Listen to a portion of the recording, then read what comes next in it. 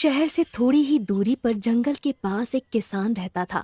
उस किसान ने अपने खेतों के पास ही अपना घर बना रखा था। सारे खेतों में बस आम की फसल उगा करती थी। उसे आम बेचकर बहुत ज्यादा आमदनी होती थी और वो शहर जाकर सारे आम थोक में बेच आता था। शहर और आसपास के सभी लोग उसे आम वाला कहकर पुकारते थे। उस आम वाले का एक छोटा बेटा भी था जिसका नाम कमल था। कमल शहर में रहकर नौकरी करता था और जब कभी भी उसका मन होता था तो वो अपने पिता के घर आ जाता था, क्योंकि शहर से उसका घर बस थोड़ी ही दूरी पर था। रक्षाबंधन से ठीक एक दिन पहले कमल शहर से अपने घर वापस आ जाता है और अपने पिताजी से कहता है, पापा, मैं रक्षाबंधन की छुट्टी लेकर घर आ गया हूँ और अगले 3-4 दिन तक यहीं रहूंगा। वो आम वाला कहता है, हाँ बेटा, तुम अंदर जाकर आराम करो, मैं जरा खेत देख कर आता हूँ। आजकल रात को बहुत सारे जानवर घुस आते हैं। वो किसान खेत देखने चला जाता है और थोड़ी देर बाद वापस आ जाता है। कमल अपने पिताजी से कहता है, पापा, मुझे लगता है हमें अब आम की खेती नहीं करनी चाहिए। एक तो आम केवल गर्मियों में होते हैं और फिर साल भर इंतजार करना पड़ता है। इससे अच्छा हम कोई ऐसी खेती क्यों ना करें जो पूरे साल भर पैदा होती हो और इससे हमें बहुत ज्यादा आमदनी भी होगी। तब कमल के पिताजी कहते हैं, तुम ठीक कहते हो बेटा, लेकिन मैं आम की खेती नहीं छोड़ना चाहता। मेरे बाप दादा भी आम की खेती किया करते थे। इतना कहकर कमल के पिताजी अंदर चले जाते हैं और कमल सोचने लगता है, अब पिताजी तो आम की खेती छोड़ने वाले नहीं। मुझे शहर जाकर कोई ऐसी दवा लानी होगी जिससे हमारे आम पहले के मुकाबले कई ज्यादा बड़े हो जाएं। इसके बाद रक्षाबंधन की छुट्टियां खत्म हो जाती हैं और कमल वापस शहर चला जाता है। इस तरह समय गुजरता जाता है और अब धीरे धीरे गर्मी का महीना शुरू होने लगता है। हर बार की तरह इस बार भी गर्मियां शुरू होते ही कमल शहर से वापस अपने गांव की तरफ निकल पड़ता है। रास्ते में एक बहुत बड़ा जंगल पड़ता था। कमल जंगल से गुजर रहा था कि तभी उसे एक पेड़ के नीचे संत महात्मा दिखाई देते हैं। कमल अपनी बाइक खड़ी करके संत महात्मा के पास जाता है और कहता है, प्रणाम महात्मा जी। कमल की आवाज सुनकर महात्मा जी अपनी आंखें खोलते हैं और कमल से कहते हैं, आयुष्मान भव। बोलो बेटा, क्या कहना चाहते हो? कमल थोड़ा हिचकिचाते हुए कहता है, वो महात्मा जी, मेरे पिताजी सालों से आम की खेती करते आ रहे हैं, लेकिन आम की खेती से हमें ज्यादा पैसा नहीं मिलता। आप कोई उपाय बताइए ताकि हम ज्यादा से ज्यादा कमा सकें। तब वो महात्मा जी ध्यान लगाते हैं और उनके हाथ में एक दिव्य जल की मटकी प्रकट हो जाती है। महात्मा जी कमल से कहते हैं, बेटा, ये जादुई दिव्य जल है। इस मटकी के अंदर तुम जो कुछ भी रख दोगे वो जादुई हो जाएगा, लेकिन याद रहे, इसका उपयोग तुम केवल एक ही बार कर सकते हो। कमल वो मटकी लेकर अपने घर आ जाता है और रात भर सोचता है कि उसे जादुई जल का उपयोग कैसे करना चाहिए। तभी उसके दिमाग में एक आइडिया आता है, अगर मैं इस मटकी के अंदर एक आम को रख दूं, तो वो आम जादुई आम बन जाएगा। फिर मैं उस जादुई आम की मदद से जो चाहे वो कर सकता हूँ। और कमल बागीचे से एक आम तोड़कर उस मटकी में रख देता है और सो जाता है। अगली सुबह जब कमल सोकर उठता है तो उस मटकी का दिव्य जल गायब हो जाता है और उसके अंदर वो आम ज्यों का त्यों रखा हुआ था। कमल को महात्मा जी की बात याद आ जाती है। इस जादुई दिव्य जल का उपयोग तुम केवल एक ही बार कर सकते हो। कमल उस आम को मटकी से बाहर निकालता है और अब वो आम जादुई आम बन चुका था। कमल उस जादुई आम को हाथ में लेकर कहता है, मुझे एक बहुत बड़ा आम चाहिए।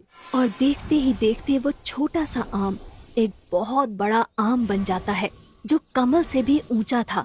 ये देखकर कमल की खुशी का ठिकाना नहीं रहता और वो खुशी से नाचने लगता है। तभी उसे पिताजी की आवाज सुनाई देती है। कमल तुरंत उस आम को वापस से छोटा करके अपने बैग में छुपा लेता है और अपने मन में सोचता है, पिताजी तो बहुत सीधे साधे आदमी हैं। अगर उन्हें इस जादुई आम के बारे में पता चल गया तो गड़बड़ हो सकती है। मुझे यहाँ से दूर वापस शहर जाना होगा।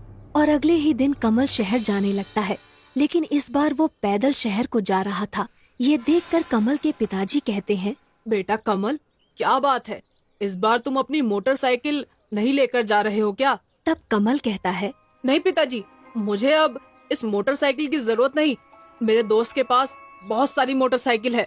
इतना कहकर कमल शहर की तरफ निकल पड़ता है। जंगल में पहुंचते ही कमल अपने बैग से वो जादुई आम बाहर निकालता है और उससे कहता है, मुझे एक जादुई विशाल आम की बाइक चाहिए। और देखते ही देखते वो आम एक बहुत बड़ी आम की बाइक बन जाता है। कमल उस जादुई आम की बाइक पर बैठकर पूरे जंगल का चक्कर लगाता है और आज उसे बहुत मजा आ रहा था। तभी अचानक जंगल में हाथी आ जाते हैं और कमल के पीछे पड़ जाते हैं। पहले तो कमल बहुत घबरा जाता है, लेकिन फिर वो अपनी आम की बाइक से कहता है, तुम इन हाथियों से भी बड़ी बाइक बन जाओ। और अगले ही पल कमल की आम की बाइक उस हाथी से भी बड़ी हो जाती है। और फिर क्या था, अपने सामने इतनी बड़ी आम की बाइक देखकर हाथी भी डर जाता है और वहाँ से भाग जाता है। शहर पहुँचने से पहले कमल अपनी आम की बाइक को बिल्कुल नॉर्मल बाइक बना लेता है ताकि शहर में किसी को उसके ऊपर शक न हो। शहर पहुँचने के बाद कमल सोचता है, अब मुझे नौकरी करने की कोई जरूरत नहीं, मेरे पास जादुई आम की बाइक है।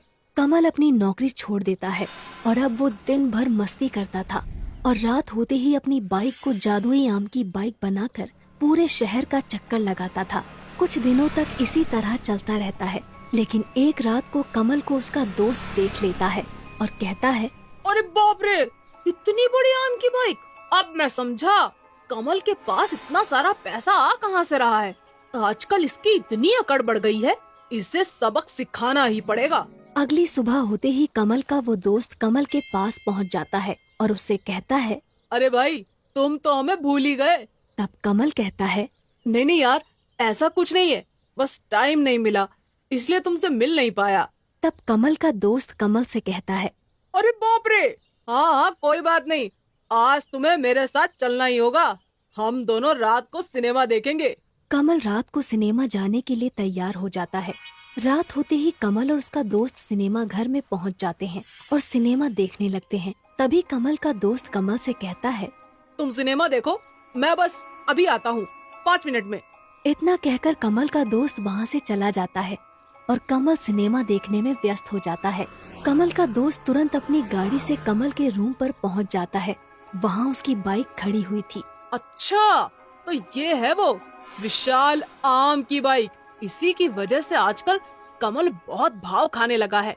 आज मैं इसका किस्सा ही खत्म कर देता हूँ। इसके बाद कमल का दोस्त पेट्रोल डालकर कमल की बाइक में आग लगा देता है और देखते ही देखते उसकी बाइक जलकर राख हो जाती है। कमल का दोस्त वापस कमल के पास सिनेमा घर में पहुंच जाता है। 1 घंटे बाद सिनेमा खत्म हो जाता है और दोनों वापस अपने अपने घर की तरफ निकल पड़ते हैं। कमल जब अपने रूम पर पहुंचता है तो देखता है कि उसकी बाइक जलकर राख हो चुकी थी। वो रोने लगता है और कहता है, मेरी जादुई आम की बाइक ये तो जल चुकी है और मैंने तो नौकरी भी छोड़ दी है। अब फिर से नौकरी करनी पड़ेगी।